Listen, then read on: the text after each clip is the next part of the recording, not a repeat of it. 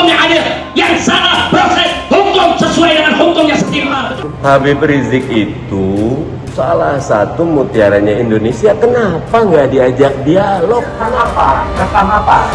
Anda ini siapa? Rekam apa? Tolonglah Habib dulu supaya bisa berpikir dengan tenang.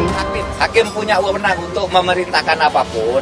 Nanti aparat pemerintah, polisi, kejaksaan itu nanti melaksanakan. Kehadiran di persidangan adalah kewajiban, bukan hak.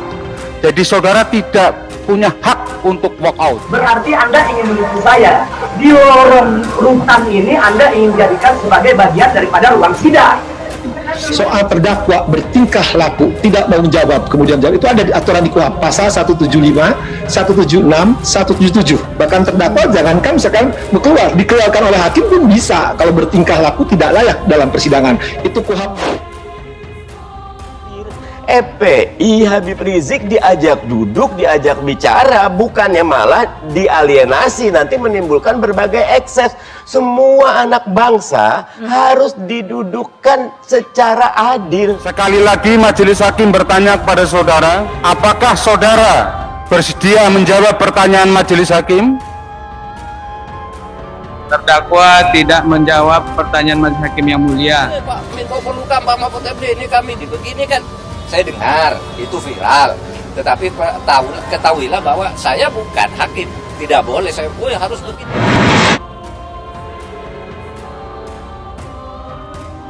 Nah inilah yang saya maksud, perlu kita melakukan revolusi akhlak. Lagi siap revolusi akhlak? Siap revolusi akhlak? Sidang kemarin dibuka oleh hakim, ditutup oleh hakim, saya sampaikan kepada hakim. Selesai. Mau berapa kali? Mau beda yang dengan yang lain, tapi ini tidak, tapi ini ada Napoleon, ada kemudian juga Joko Chandra. Apa bedanya dengan justru yang dihadirkan Habib Rizik ini, yang justru kasusnya sendiri dengan kerumunan ini adalah suatu tindakan diskriminasi terhadap hukum. Anggota Komisi 2 DPR RI fraksi PKS, Mardhani Alisera, ikut menanggapi terkait Habib Rizik Syihab atau HRS yang keberatan jika sidang dilakukan secara online atau daring. Mardhani Alisera mengatakan bahwa seharusnya permintaan HRS agar persidangan dilakukan secara offline dikabulkan oleh pihak berwenang. Hal itu diungkapkan Mardhani Alisera dalam keterangan tertulis di akun Twitter pribadinya pada Sabtu 20 Maret 2021. Hukum sejatinya mencari keadilan. Jika ada keberatan, harap diperhatikan. Manusia punya hak untuk didengar, katanya di akun Twitter @Mardhani Alisera.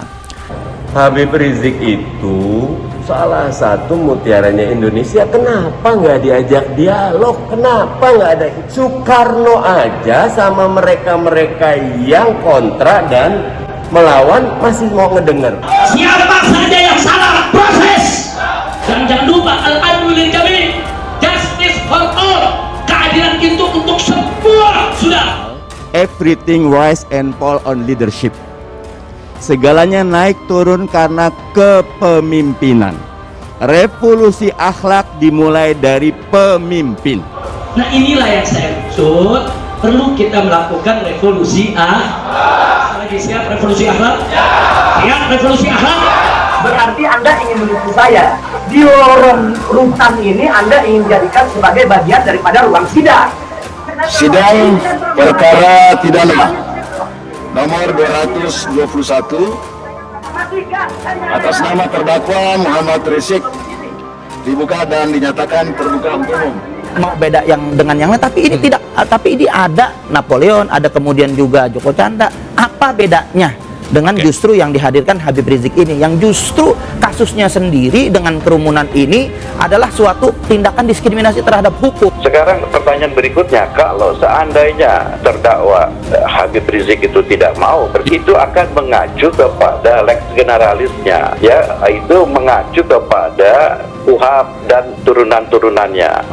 Halnya ya, ada tiga hal ya, tidak sesuai dengan kewenangannya, batal demi hukum, atau dapat dibatalkan. Karena apa? Tidak sesuai identitasnya, atau dakwaan jaksa tidak jelas, tidak cermat, tidak lengkap. Itu di 156.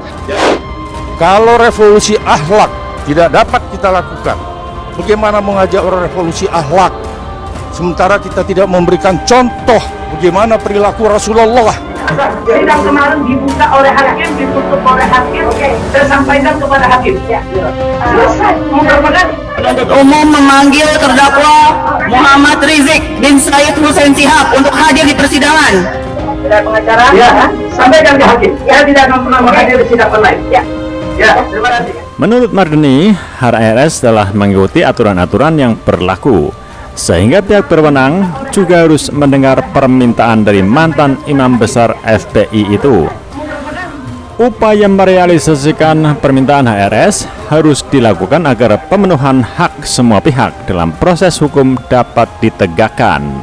Mardani juga menyoroti bagaimana HRS menyatakan seolah dipaksa dan diintimidasi untuk mengikuti persidangan online yang dia tidak mau. Saya didorong, saya tidak mau hadir. Ya, baik. Sampaikan ke majelis hakim, saya tidak ridho dunia akhirat. Dipaksa, didorong, dihinakan. Ya, makasih. Silakan duduk dulu, saya jelaskan Habib. Sini. Silakan duduk dulu, saya ingin jelaskan Habib. Ya, kami dari majelis hakim. Silakan duduk dulu, saya jelaskan. Sidang Pengadilan Negeri Jakarta Timur. Ya. Duduk dulu Habib, saya jelaskan. Duduk dulu ya. Silakan duduk dulu. Silakan tenang dulu Habib. Ini hak asasi saya yang dijamin oleh undang-undang. Ya betul Habib, betul. Dengar. Apa yang sekarang lebih baik dari Soekarno? Kita mundur. Mundur. Kalau Babe Ridwan Saidi bilang ada machine time. Mundur ke tahun 60, ke tahun 80. Mestinya dialog, musyawarah dikedepankan. Jadi tidak ada hak-hak dari terdakwa untuk mendapatkan hak hukumnya. Saya akan meminta Maaf majelis hakim, kalau mau dipaksakan sidang online, saya menyatakan diri tidak mengikuti sidang. Sidang sama tembok. Saya akan keluar dari ruang ini dan saya tidak akan mengikuti sidang. Saya mohon maaf.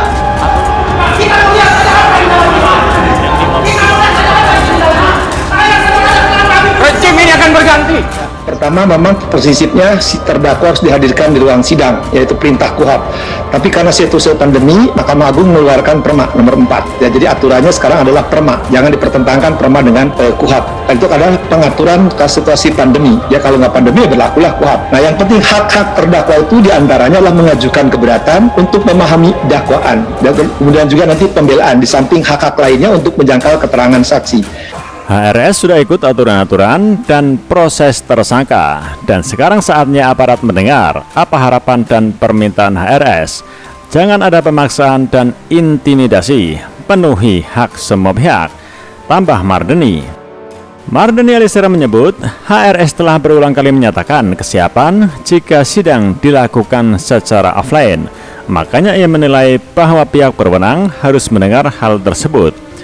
Beliau berulang-ulang bilang selalu menghormati sidang dan siap ikut sidang kapan saja secara offline, ujarnya. Politikus PKS itu sekali lagi mendorong agar pihak berwenang dapat mendengar permintaan atau hak dari HRS yang menyatakan keberatan atas dilakukannya sidang secara online.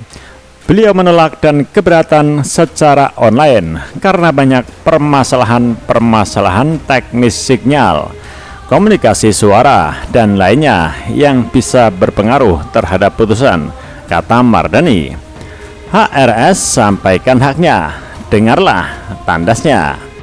Semua tindakan harus berbasis kepada aturan yang ada. FPI Habib Rizik diajak duduk, diajak bicara, bukannya malah dialienasi, nanti menimbulkan berbagai ekses.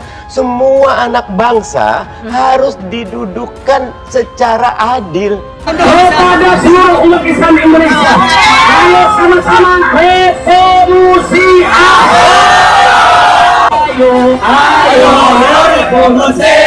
Ayo revolusi sekarang juga.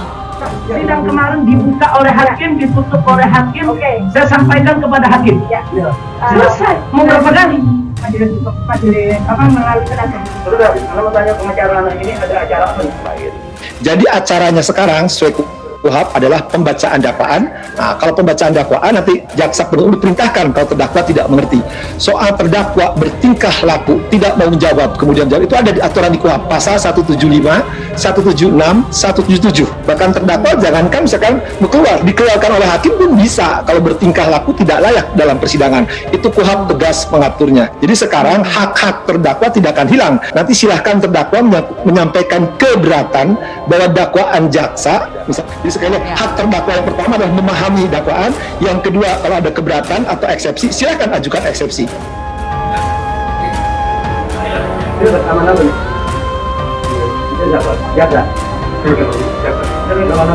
Ini adalah merupakan rangkaian dari resolusi akhlak untuk selamatkan NKRI, betul? Setuju resolusi akhlak? Resolusi akhlak? Ayo revolusi sekarang juga. Maaf majelis hakim, kalau mau dipaksakan sidang online, saya menyatakan diri tidak mengikuti sidang. Silakan majelis hakim bersama jaksa lanjutkan saja sidang sampai vonis dan tuntutan saya. Saya tidak mau. Saya tidak mau. Dia menghubungkan ke sana. Saya tolak sidang pendek. Saya dipaksa begini. Sidang yang lalu saya sudah sampai hakim bersama jaksa lanjutkan saja sidang sampai vonis dan tuntutan saya. Saya tidak mau. Bukan menghasilkan. Sekali lagi saya sampaikan dengan berat hati, saya tidak ridho untuk sidang secara online. Dan kalau dipaksakan, saya mohon izin, saya akan walk out, saya akan keluar dari ruang sidang ini. Saya siap mengikuti sidang offline. Setelah melalui drama penolakan mengikuti sidang secara online, Rizik Syihab akhirnya bersedia dengarkan JPU membacakan dakwaan secara online dari ruang sidang Mabes Polri. Satu, saya dilindungi undang-undang. Dari KUHP. Kedua, lalu alasannya bicara tentang Mahkamah Agung. Peraturan Mahkamah Agung, karena ada dua. Saya tidak mau titik. Maksud kami, saya sampaikan ke Mike. Sidang kemarin dibuka oleh hakim, ditutup oleh hakim. Saya sampaikan kepada hakim. Selesai.